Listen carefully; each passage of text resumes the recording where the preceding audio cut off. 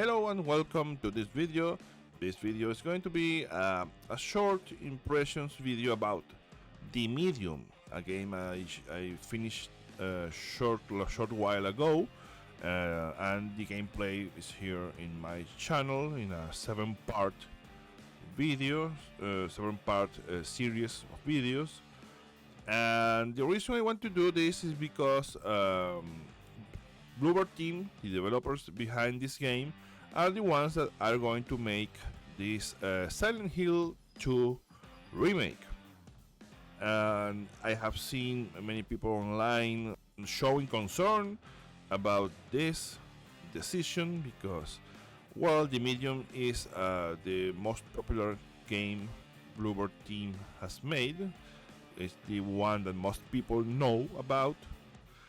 And people try to compare this game to Silent Hill and say that, well, they're going to do a poor job at remaking Silent Hill because of this game. There's people that even say that this is not a horror game, it's just a walking simulator, which is not really true. It surely is no Silent Hill, but it is a horror game. Whoever says that did not pay attention to the story. It is a horror game, it's just not one that rely on jump scares or gore. It's more like a disturbing ambience most of the time, and the story itself, the events, not necessarily the events that happen during the game, but the events that you discover and its consequences. But it's a horror game, no doubt. Yes, it's a bit of a walking simulator. There's not much action. There is no survival horror, of course, but it's a horror game. Okay, so that's it. And in any case, I'm going to give you first my impressions, and then we will talk what I think about Bloober Team being Silent Hill 2 remake developers. Let's go with impressions with this simple, the good, the bad, and the ugly approach, which I like. So let's go first with the good. The good is that the game has a good story. It's well told. It's well paced. The pace at which you discover things in this game is good. I cannot remember playing the game and saying this bit does not make sense. In fact, if you watch my gameplay, you will see that I was really intrigued about what was going on and spitballing theories about what happens, who is who did what. It's really interesting to discover the past of the Niva resort and Marianne's life and all the things that happen in the game. Okay, so that's good. And the other great thing about the game, it has a really good graphics and presentation. The art direction, it's superb, really. I mean, the other world, the spirit world, is really creepy. The segments of the real world looks abandoned and eerie. Everywhere you see things like it make you wonder what the fuck happened here. It's really good. It's engaging at that point in the game. So that's it. That's a very good side of the game.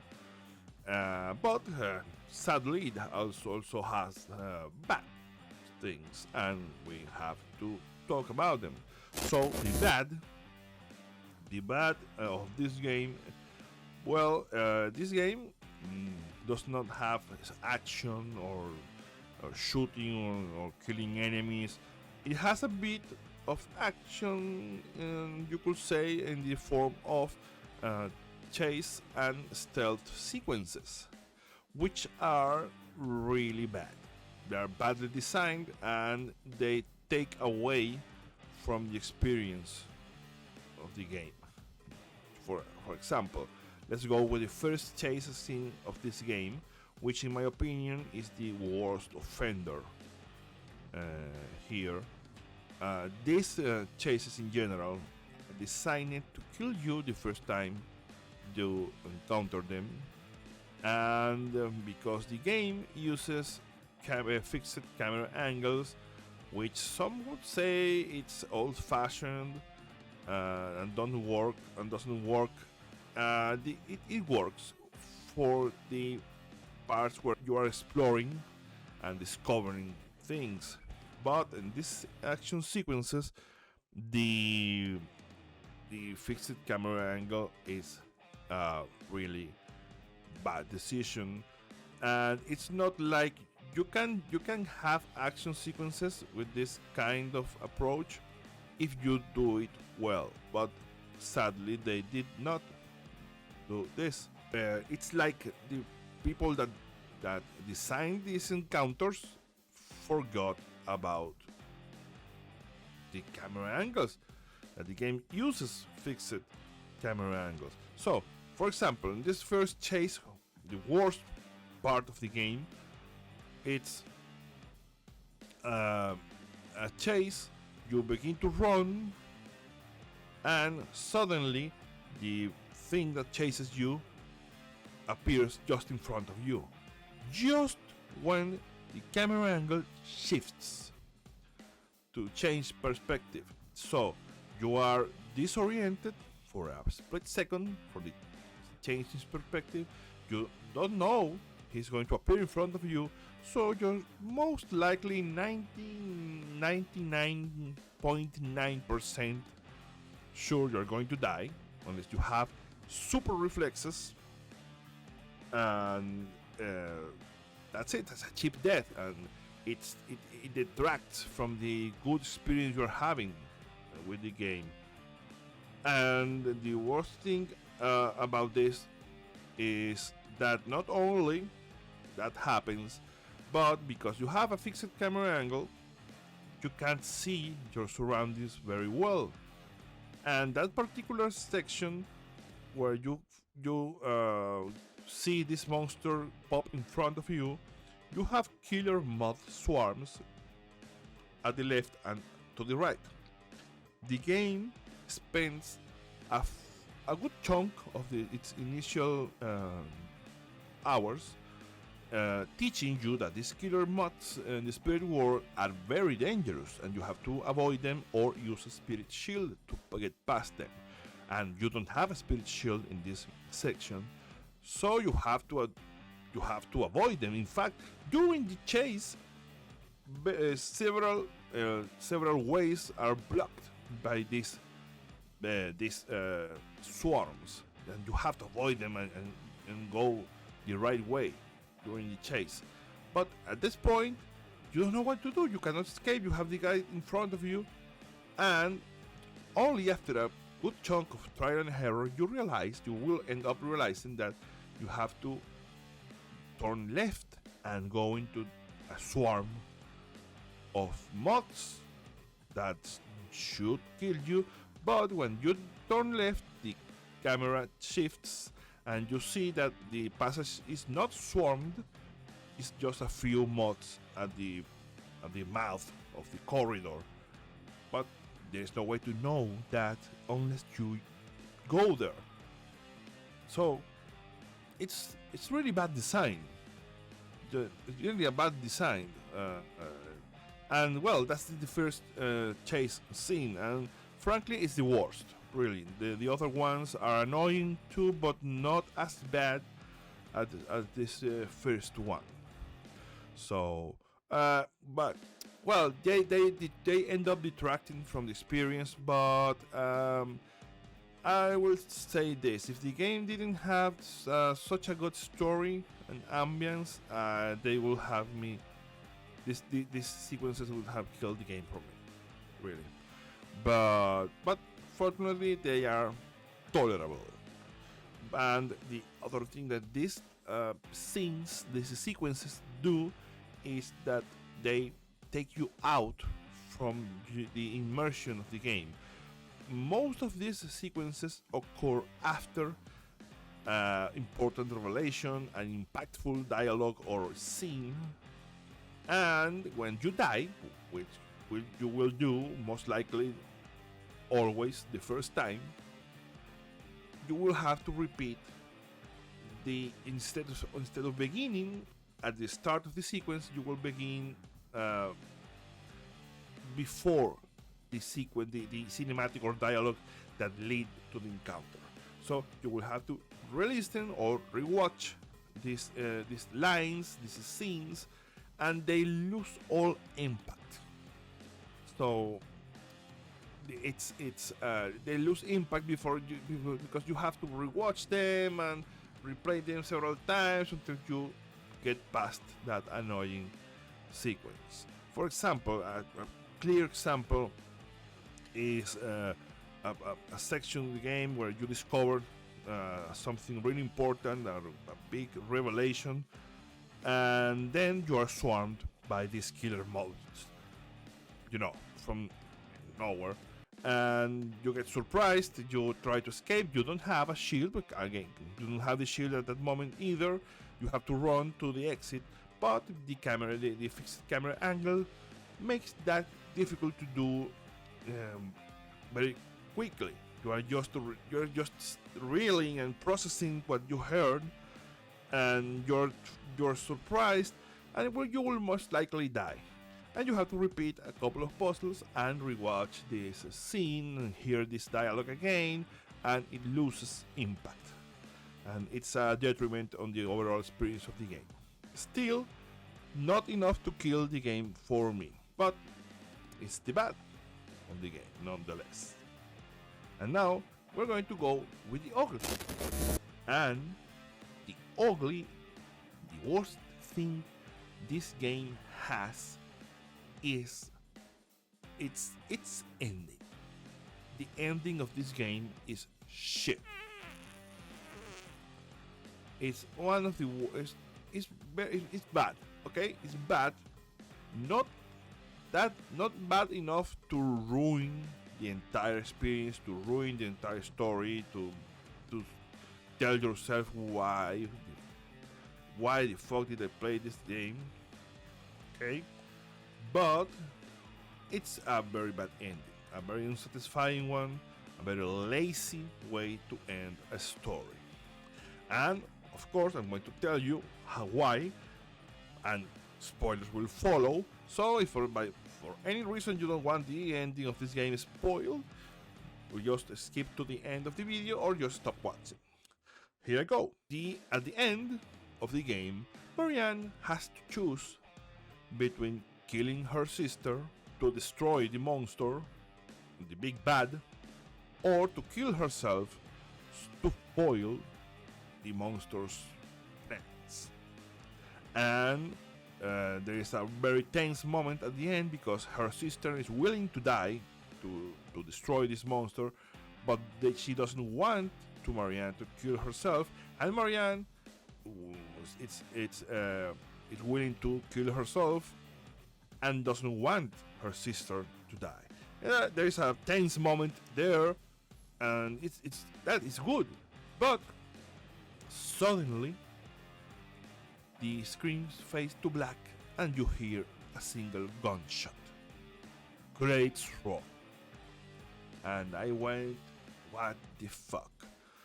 You have a post-credits scene where you see the girl's father spirit leave the scorched resort, the spirit world, and we thought he was dead. He's alive. Okay, his spirit is not destroyed. Whatever. It does not explain away anything about the ending. So you are left into a cliffhanger. Basically, you have to decide as a player what happened, and it's the laziest way to end a game. You see, every time you as a writer leave elements from your story for the reader or the watcher or the player to interpret for themselves, to make up their own minds about it, it's lazy. It's lazy. You are not developing your story. It may be motivations of characters, ways that how things happen, timeline, whatever. But the worst offender of all, the worst you can do, is end a story like this. It's okay to end a chapter. Next week, we will find out what happened. No, not the end of the story, for fuck's sake.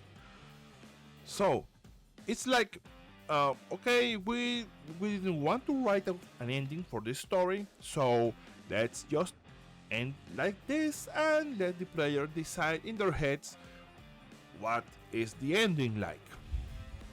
They should have picked one and went with it, or develop both endings and let the player decide, but not this.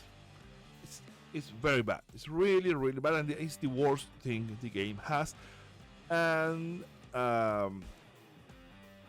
it's not bad enough, at least, to ruin the whole story. The rest of the story is good. That's why it is even more annoying, because you had a good story, you developed a good story that made sense, and you just like cut the ending out. You say, oh, I'm not going to end the story, end it yourself. So that's it. That's my impression of the medium. I want to talk about, well, what means for me that Bloober Team is going to make the Silent Hill 2 reboot or remake. No, it's not a reboot, it's a remake. Despite of this, what I said about the medium, as I said, it's a good story. It's a good horror story, psychological horror story. I think these guys, the Bloober Team, have made other games, less known, but they were good horror games. They made Layers of Fear 1 and 2. The second one was not very good, but the first one was good, a good horror game. It was an indie game, short and a bit linear, but it was a good game. They made The Observer, which is more a cyberpunk horror story, but it's a good game too. And they made the Blair Witch video game, which was a very good spin-off of the movie, and I liked it, especially the final section in the witch's house. It was really scary.